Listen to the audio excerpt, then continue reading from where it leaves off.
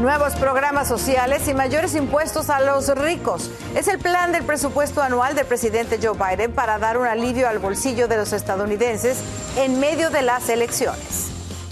Millones de personas en alerta por los poderosos vientos que golpean el noreste del país. Las ráfagas de más de 60 millas por hora dejaron hogares a oscuras y desató el caos en aeropuertos y carreteras. Para sus vecinas era una tierna abuelita, pero para las autoridades una peligrosa narcotraficante. Capturan en Colombia a un eslabón clave del tráfico de drogas conocida como la Griselda Blanco europea. Un Atlantis oaxaqueño que emerge de las profundidades. Los llevaremos a conocer el templo de Jalapa del Marqués, una reliquia mexicana que atrae a visitantes en tiempos de sequía. Así comienza su noticiero Estrella TV.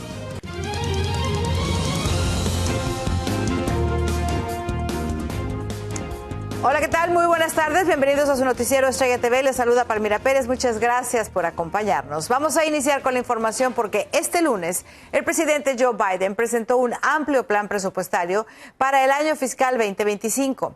El conjunto de propuestas estarían destinadas a aumentar los impuestos de corporaciones y también de personas ricas para poder ampliar algunos programas sociales. Nuestra compañera Nurmila tiene más detalles. Nur, buenas tardes. Bienvenida. Buenas tardes, Palmira. Muy bien dicho. Efectivamente, es una propuesta muy ambiciosa del presidente Biden en la que justamente los programas sociales tienen un lugar muy importante. Este plan se enfoca en la recuperación de la clase media y la asistencia a familias de bajos recursos. Sin embargo, legisladores republicanos en ambas cámaras del Congreso no la respaldarían. Les explicamos. El presupuesto del país que el presidente Biden presentó para el próximo año fiscal podría enfrentar serios obstáculos en Washington. Entre los principales puntos, pidió un aumento en impuestos para las grandes corporaciones y que los billonarios paguen un mínimo del 25% en impuestos. Según el mandatario, esto le permitiría al país reducir un déficit de $3 billones en los siguientes 10 años. Republicans will cut Social Security and Medicare to give us more tax cuts for the wealthy. I'm never going to allow that to happen. I won't cut Social Security, I won't cut Medicare. Pero eso no fue todo. También planteó exenciones fiscales para familias y una reducción en los costos de atención médica. En general, esto es lo que propone el mandatario. Los créditos fiscales por hijo regresarían a $3,600 por niños menores de 5 años y $3,000 por niños entre 6 y 17 años. También establece un crédito de hasta $10,000 para quienes adquieran una vivienda y $10,000 en ayuda para los primeros compradores. La otra propuesta del mandatario consiste en negociar para que bajen los precios de las medicinas recetadas para los beneficiarios de Medicare. I want to cap the cost of medicine at $35 for every American. Every American. Sobre el tema de defensa para el año 2025, el presidente solicitó $900 millones. Es dinero del que se desprendería la ayuda internacional a Israel y Ucrania y también destinaría cerca de $5,000 millones para la frontera sur. Sobre este punto específico, él propone que el dinero se use en caso de una emergencia en la frontera y de no ser necesario este gasto, entonces el dinero pasaría a manos de agencias como la Patrulla Fronteriza, el Servicio de Inmigración y Aduanas y FEMA. Por ahora, analistas no esperan que sea un camino fácil para la aprobación en la Casa de Representantes y el Senado. Es más, una gran cantidad de republicanos ya catalogaron a esta propuesta como una serie de gastos imprudentes. Y cabe resaltar que el mandatario pide $7.3 billones para el año fiscal 2025, que es aproximadamente $1,5 billones más que lo solicitado el 2023. Por supuesto, se espera su rechazo en las cámaras legislativas aún más, teniendo en cuenta que estamos en un año electoral decisivo.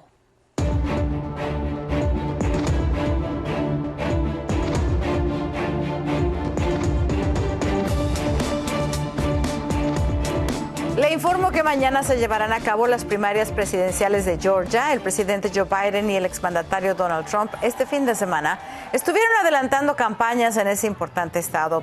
En sus discursos los dos arremetieron contra sus políticas de inmigración. Georgia es un estado indeciso y por lo tanto clave para las elecciones de noviembre. En la contienda del 2020, Biden derrotó a Trump por poco más de 11,000 votos. Y mientras tanto, el presidente Joe Biden se retractó del término ilegal que utilizó utilizó en su discurso del Estado de la Unión, cuando quiso referirse a un inmigrante acusado de asesinar a la estudiante de enfermería de Georgia, Lanken Riley. En una entrevista en la cadena aliada de NBC, el mandatario se disculpó y dijo que nunca debió de haber usado el término ilegal y que en su lugar debió de haber dicho indocumentado. Y bueno, mire, más de 60 millones de personas siguen bajo amenaza de vientos fuertes en el noreste del país después de un fin de semana lluvioso. Esta tormenta promete conseguir y seguir causando estragos en varios estados. Desde Nueva York, Ángela González nos amplía. Una alerta por fuertes vientos que podrían alcanzar las 60 millas por hora afecta el área de Nueva York, luego de una tormenta el fin de semana que trajo severas inundaciones en áreas costeras de New Hampshire y en Nueva Jersey, donde el río Passaic está bajo vigilancia luego de que alcanzara el punto máximo.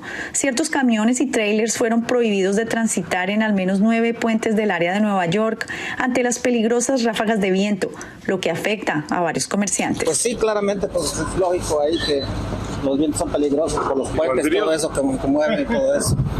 Varios aeropuertos del área presentaron retrasos y cancelaciones y en Pensilvania una persona murió cuando un árbol cayó encima de su casa en Harrisburg. Más de 60 millones de personas se encuentran bajo vigilancia por el viento severo, desde Nueva Inglaterra hasta los estados del Atlántico Medio. Trabajadores en bicicleta en Nueva York también se exponen a un riesgo inminente por estas condiciones. Sí, es peligroso porque especialmente aquí en Manhattan, que hay túneles de viento por los edificios que son grandes, se concentra el viento en las calles y a veces vas normal y vas al lado de los carros y de repente viene el túnel de viento y te empuja rápido, entonces es muy difícil maniobrar la bicicleta. Autoridades en localidades aledañas al río Passaic en Nueva Jersey han alertado a la población para mantenerse vigilantes ante el posible desbordamiento del río y llamar a la línea de emergencia si necesitan ayuda. Esta área ha venido siendo azotada por inundaciones de tormentas pasadas. La alerta por mal clima se mantendrá hasta el final de este lunes, cuando se espera que las ráfagas de viento comiencen su descenso. Desde Nueva York, Ángela González, Noticias Estrella TV. Gracias, Ángela. Y en otra información, empeora la crisis en Haití. La ola de violencia en el país caribeño deja hasta ahora decenas de muertos y obliga a evacuar a funcionarios de la embajada estadounidense por temor a represalias. Laura Ortega nos amplía. Haití está sumido en una escalada de violencia sin precedentes. El caos y terror abunda en la población y ha obligado a la extensión de una declaratoria de estado de emergencia tras un fin de semana caótico.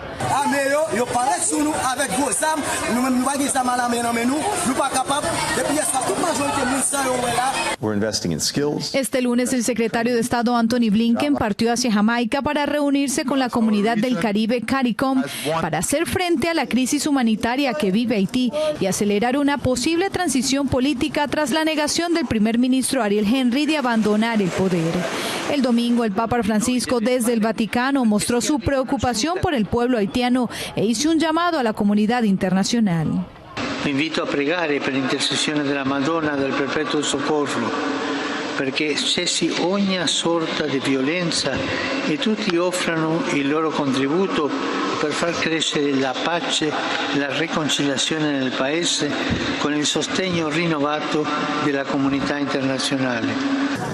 Tras la ola de violencia en Haití, más de 300.000 personas han tenido que abandonar sus hogares por amenazas de las pandillas y otras 15.000 han sido desplazadas. Para Noticias Estrella TV, Laura Ortega. Bueno, y se cumplen ya 4 años después del inicio de la pandemia del COVID-19. ¿Se acuerda usted de ese día?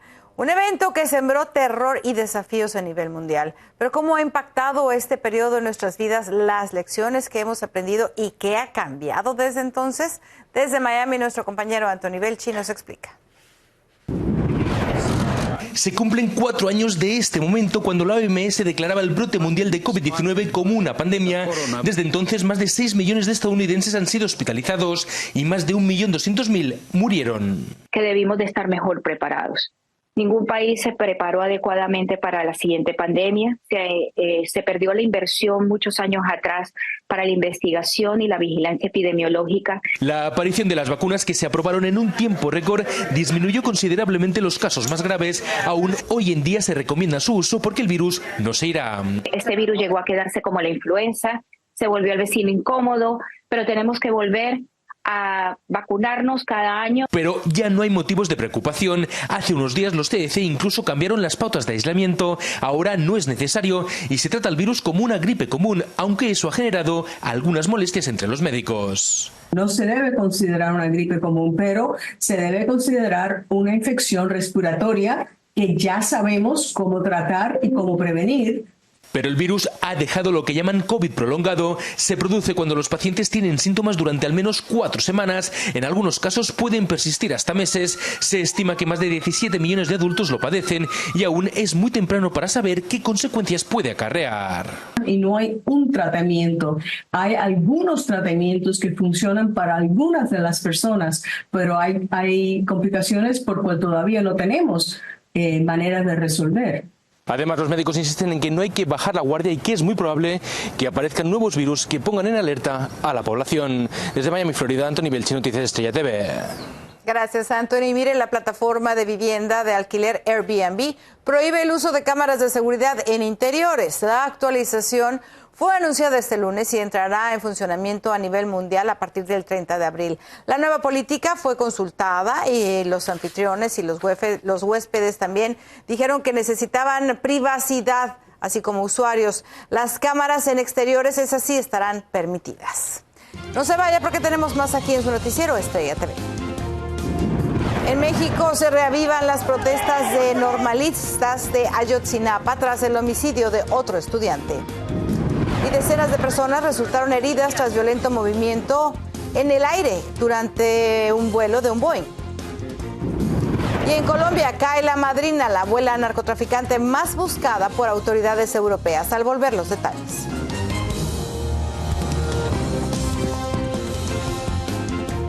Continuamos con la información y nos vamos a México porque se incrementa la tensión entre normalistas de Ayotzinapa y el gobierno nacional. La muerte de otro estudiante que presuntamente involucra a agentes de la policía fue lo que revivió la tragedia de los 43 normalistas desaparecidos. Desde la Ciudad de México, Víctor Blázquez nos informa. Guerrero está bajo alerta. Después de la ejecución de un joven de la Escuela Normal de Ayotzinapa a manos de policías del estado, se desató la violencia el fin de semana. 4 patrullas de las fuerzas federales fueron incendiadas y 14 efectivos de la Guardia Nacional retenidos, aunque más tarde los liberaron. Además, los manifestantes prometieron radicalizar aún más las protestas. Este incidente se está escapando del control del gobierno, se está generalizando la violencia. Las autoridades locales sostienen que le marcaron el alto a una camioneta con supuesto reporte de robo, donde viajaba el joven, y al no detenerse, le dispararon. Después de la balacera, los oficiales dicen que encontraron una pistola, cartuchos útiles y droga, pero la madre de la víctima y sus compañeros sostienen que la supuesta evidencia fue puesta a propósito por los agentes en el vehículo. Y aquí en mi mano tengo el documento para callarles la boca, lo que dicen los videos, lo que dice el gobierno, que esos muchachos iban drogados, que iban alcohólicos. Aquí está, que no iban alcoholizados. Ni drogados. Pero la mañana de este lunes 11 de febrero, desde Palacio Nacional, el presidente de México, Andrés Manuel López Obrador, sostuvo que la autoridad tuvo una actuación arbitraria. No vamos a permitir ninguna injerencia, tentación de querer proteger a los responsables. En Ayotzinapa, los normalistas le dieron el último adiós a uno más de sus compañeros. Y es que a casi 10 años de la desaparición de 43 jóvenes, ahora se suma otra ejecución. Cabe destacar que estos hechos surgen días después de que los normalistas dieron un portazo a Palacio Nacional para exigir un diálogo con el presidente Andrés Manuel López Obrador. Sin embargo, algunos aseguran que esto es una represión en contra del movimiento de los normalistas. En Ciudad de México, Víctor Blázquez, Noticias Estrella TV. Y mire, se siguen reportando incidentes en aviones hechos por la compañía Boeing. Esta vez, 50 pasajeros en un vuelo de la aerolínea sudamericana LATAM sufrieron heridas leves luego de un fuerte movimiento que se registró a bordo. El avión, que viajaba de Australia a Nueva Zelanda, aterrizó sin percances y los pasajeros recibieron atención médica de manera inmediata. Y en Colombia fue detenida la famosa madrina, una mujer mayor acusada de crímenes de narcotráfico que era buscada por las autoridades y por criminales europeos. Desde Bogotá, Carolina Gómez nos tiene el reporte. De día era una dedicada abuela, pero de noche en la intimidad de su residencia era una sanguinaria y poderosa narcotraficante denominada como alias La Madrina o la Griselda Blanco de Europa. Era el mayor enlace entre alias Otoniel, el ex jefe del cartel del Golfo, con el cartel de los Balcanes para enviar grandes cantidades de droga a Europa. Y fue capturada el pasado 29 de enero en medio de un allanamiento en Medellín, según se dio a conocer hoy por la Policía Antinarcóticos. Era solicitada por Circular Roja por delitos de narcotráfico por Países Bajos. Aura Yasmín Castro Ruiz se ganó el alias de La Madrina a pulso. Tenía una trayectoria criminal de más de 20 años, tiempo en el que logró ser la máxima líder de la organización, con un modus operandi similar al de la despiadada Viuda Negra. Por su similitud en aspecto físico y también en cuanto al rol que desempeñaba con la Griselda Blanco que conocíamos o que conocemos acá en Colombia. Conformó una organización muy grande. Más de 170 personas estarían bajo su dominio, bajo su control. Pero así como tuvo poderosos aliados, también peligrosos enemigos. Se salvó de 5 atentados con explosivos que hicieron los narcos serbios liderados por alias Milán, su archienemigo, por lo que tuvo que regresar a Colombia huyendo en el 2020. Aquí tenía antecedentes por lavado de dinero que entraba al país pegados a su cuerpo. En simultáneo, en medio de la captura de alias La Madrina en Medellín, las autoridades europeas hacían lo mismo con 6 personas más, y en uno de los allanamientos de una propiedad de esta mujer encontraron dinero, joyas, vehículos de alta gama y un lanzacohetes antitanque. Dicen que lograba enviar hasta 200 kilos de cocaína. En Bogotá, Colombia, Carolina Gómez para Noticias Estrella TV. Increíble historia. No se vaya, que tenemos más aquí en su noticiero Estrella TV. Los latinos en la ceremonia de los Oscar brillaron por sus nominaciones, pero no por sus estatuillas. Y cientos de visitantes acuden a ver las ruinas de un antiguo pueblo zapoteco que estaba bajo el agua. ¿Y qué le parece si ahora vamos a Oaxaca, México, donde la sequía está revelando un antiguo pueblo que había quedado hundido bajo la presa? Ahora cientos de peregrinos y turistas curiosos visitan las ruinas que se han conservado bajo el agua, porque baja el agua y salen las ruinas. María Teresa Sarabia nos amplía. México atraviesa por una grave crisis de sequía y en el sureño estado de Oaxaca, en Jalapa de Marquesa, en el istmo de Tehuantepec, quedaron al descubierto las ruinas de un antiguo pueblo zapoteca a medida que el nivel de la presa Benito Juárez descendió. De la iglesia de Jalapa Viejo, que fue hecha en el siglo XVI, la iglesia fue hecha por los españoles. Sorpresivamente, entre las aguas de la presa emergió una buena parte de una iglesia cuya antigüedad, según expertos, data de 450 años. Y cuentan que fue construida por frailes dominicos cuando evangelizaron la zona a finales de la década de los 50. Durante el siglo pasado el pueblo se reubicó y el antiguo quedó bajo las aguas de la presa Benito Juárez. Cada que llega a su nivel más bajo se ve la cúpula de esa presa y en ocasiones se ve totalmente la presa, ¿no? La iglesia, se inundó totalmente el pueblo. En esta región del sur las sequías son cíclicas y las ruinas de Jalapa Viejo se pueden ver en periodos de 5 a 7 años. Además de la iglesia, en una de las orillas también surgió un viejo cementerio y entre más desciende el agua aparecen otras ruinas. La de la antigua iglesia se convirtió en atractivo para visitantes que quieren ver cómo lucían estas ruinas antes de quedar bajo el agua. En las ocasiones en que la sequía deja totalmente al descubierto la iglesia, esto la convierte en una gran atracción para peregrinaciones. María Teresa Sarabia, Noticias Estrella TV. Sin duda alguna, muy interesante. Bueno, así hemos llegado al final de su noticiero. Recuerden, los esperamos mañana con más información. Muchísimas gracias por habernos acompañado el día de hoy. Y recuerde que cambió el horario ayer, así que seguramente anda con sueño el día de hoy. Cuidado al manejar.